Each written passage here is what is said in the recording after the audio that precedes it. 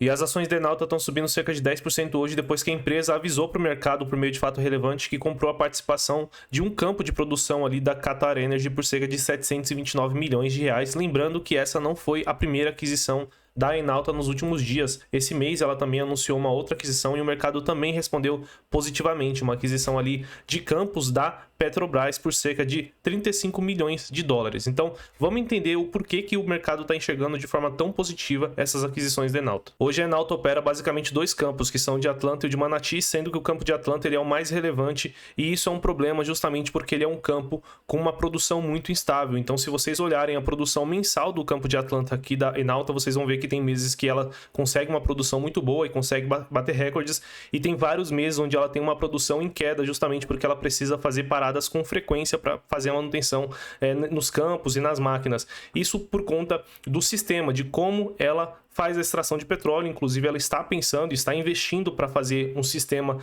que necessite de menos manutenção, a gente já vai falar disso, mas enquanto isso não acontece, vocês vão ver que tem trimestres que são muito bons, como o quarto trimestre de 22, onde ela conseguiu produzir aqui cerca de 13,7 mil barris de óleo por dia, e tem meses onde ela faz uma parada muito relevante, produzindo aqui praticamente nada, que foi o que ela conseguiu produzir no terceiro trimestre de 23. Então o maior risco da tese, um dos maiores problemas da tese da Enauta era justamente essa instabilidade na produção, e se ela conseguisse diversificar, tendo mais algum outro campo que fosse da relevância do campo de Atlanta, isso melhoraria bastante a tese para longo prazo. Afinal de contas, em teoria, se ela tem 2 ou 3 campos ali de relevância igual ou de relevância parecida em produção, mesmo que ela pare um, que é o caso que ela parou agora no terceiro trimestre de Atlanta, ela teria um outro campo para continuar produzindo e ganhando dinheiro, gerando caixa, principalmente no momento que a gente tem uns níveis de petróleo a níveis historicamente altos. Isso seria muito produtivo, muito bom ali para a empresa. Então, os investidores e analistas enxergam muito bem essas aquisições da Enauta justamente porque reduzem a exposição à Atlanta. E apesar da Enauta não ter conseguido aproveitar ao máximo, ela conseguiu sim gerar bastante caixa. Afinal de contas, o petróleo chegou a bater ali 100 dólares, que são níveis que a gente não via desde 2012, 2013, sem contar que o dólar subiu muito. Então,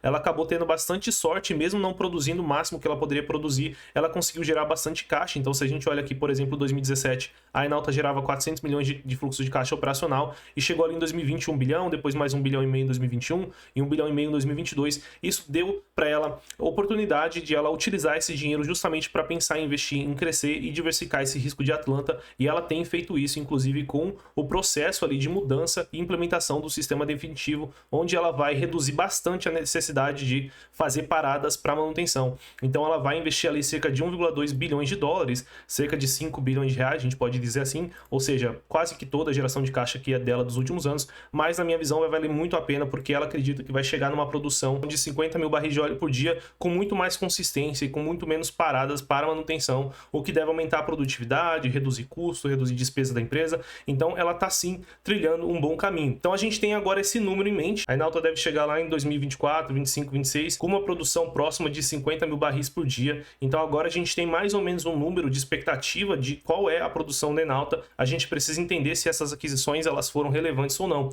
Quando a gente olha a aquisição que ela fez da Petrobras mais recentemente por 35 milhões de dólares, é noticiado que a produção média desse campo foi cerca de 7,4 mil barris por dia, e para a aquisição que ela anunciou hoje, que a Enauta anunciou hoje, a produção foi de mais ou menos 28 mil barris no ano de 2023, então acho que é mais próxima da média. Quando a gente pega a proporção que deve ficar para a Enauta, é mais ou menos uns 8 mil barris também, então a gente pode arredondar para uns 15 mil, 16 mil barris totais aí de adição para a Enauta com essas duas aquisições, o que daria um crescimento de 30% frente aos 50 mil que ela espera chegar com o investimento que ela está fazendo na mudança do sistema de Atlanta. Então sim, é um crescimento relevante de produção para a Enauta e uma diversificação também muito importante, o que tira bastante do peso ali de Atlanta. A gente já teria aqui 30% da produção, na verdade mais do que 30% da produção vindo de outros campos que não Atlanta, que seriam ali o maior problema, mas se tudo der certo, a tendência é que a Atlanta pare de dar problema problema tanto a partir de 2024. Então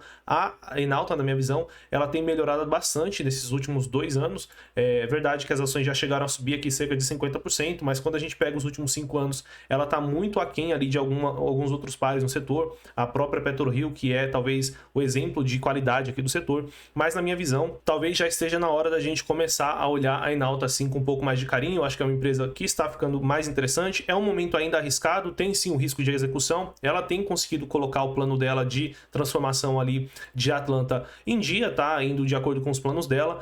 Mas mesmo assim tem sempre o risco de chegar lá na hora e falhar e não dar certo e ter mais paradas ainda. Então ainda está no momento operacional um pouco arriscado, mas a empresa está sim melhorando, está conseguindo, ao meu ver, assim, fazer aquisições interessantes. Ela pode ter ali sinergias também nos campos, nesse novo campo que ela comprou hoje. Então assim, é um momento interessante, é um momento um pouco mais arriscado, mas para quem gosta desse tipo de cases de crescimento, cases de turnaround, cases mais arriscado, eu acho que a Enauta já está começando a valer a pena a gente dar uma olhada. Outra notícia que eu achei que valia a pena a gente comentar aqui é que a Vivo vai cancelar 10 milhões de ações em tesouraria. A Vivo ela tem feito um programa de recompra interessante nos últimos anos, apesar de pequeno, como é de costume aqui no Brasil. A gente tem raramente casos de recompra muito relevantes, como a gente teve com a Vale, até mesmo a Petrobras, mas a maioria dos casos são um pouco mais tímidos. Mas mesmo assim a gente consegue ver que nos últimos anos aqui a Vivo tem retornado bastante valor aqui para os seus acionistas através de dividendos, juros sobre capital próprio, e também começou a trazer mais recompras aqui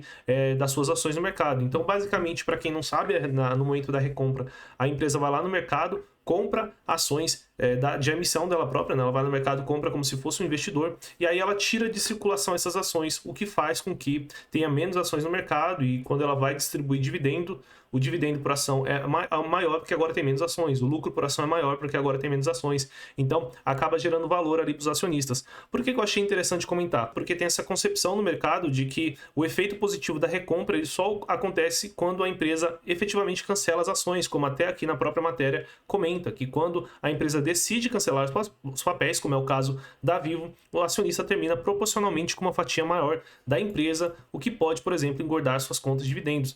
Então, eu queria comentar esse caso justamente porque não é necessário. Quando a empresa faz a recompra, ela não precisa cancelar. O acionista já vai receber mais dividendos, já vai ter um lucro por ação maior e também não vai ser prejudicado de forma a direitos que ele tem ali em relação à empresa, justamente porque essas ações que a própria empresa vai lá e compra no mercado, no programa de recompras, elas não têm direito a voto e não têm direito a dividendos. Então, quando a Vivo vai lá, digamos que ela comprasse os 10% aqui que são limitados pelo programa de recompra dela, se ela tirasse totalmente do mercado esses 10%, no outro dia, a partir do dia que ela fizesse isso, no outro dia você teria direito a muito mais dividendos, justamente porque tem menos ações no mercado. Ela não precisaria cancelar.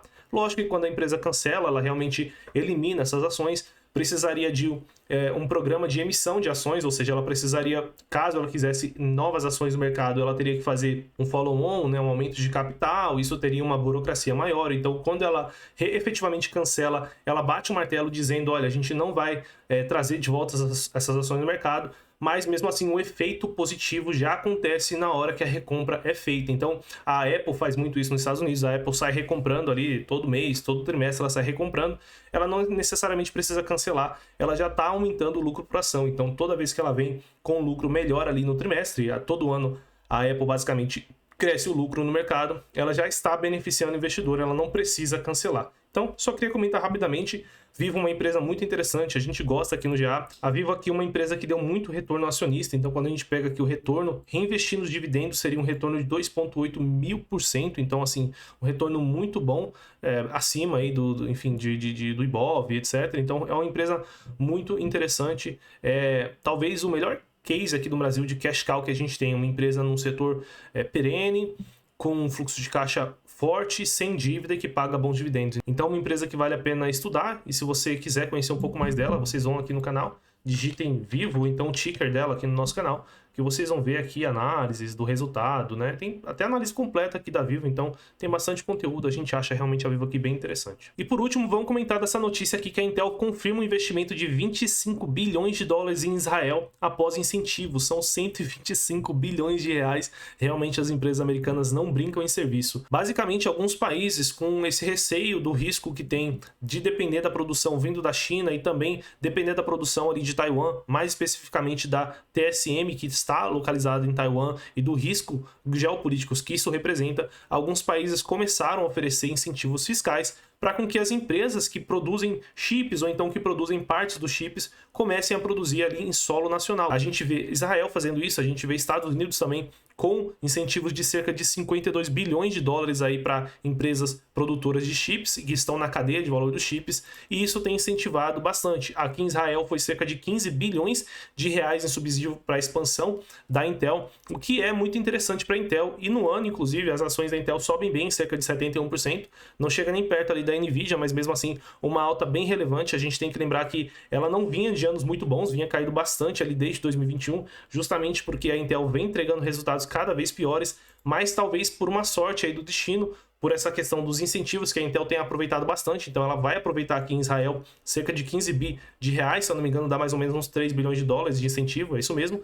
E nos Estados Unidos ela também tem aproveitado os incentivos. Então nos últimos resultados, quando a gente olha aqui que o lucro antes dos impostos da Intel, vocês vão ver que ela deu prejuízo operacionalmente, 816 milhões de dólares de prejuízo. Como ela teve um incentivo fiscal, mais de 2,2 bilhões de incentivo fiscal, ela virou para lucro. Então a Intel hoje ela não é uma empresa tão lucrativa, mas ela é uma grande aposta para o futuro. Afinal de contas, ela tem aqui investido em se tornar a TSM do Ocidente. Lá na Ásia, né, na Ásia a gente tem a TSM que fornece para o mundo todo hoje, mas tem muito esse risco geopolítico de talvez a China invadir ou ter alguma lei ali que limite a exportação de chips. Isso prejudicaria muito as empresas aqui do Ocidente. Então a Intel está se propondo a ser a TSM do resto do mundo, digamos assim, e as receitas que vêm aqui desse serviço de foundry dela, dessa parte de fabricação externa para outros clientes, tem crescido bastante, cresceu cerca de 300% no terceiro trimestre de 23. Então a Intel, por conta aqui desses incentivos, porque a gente teve toda a crise de chips, talvez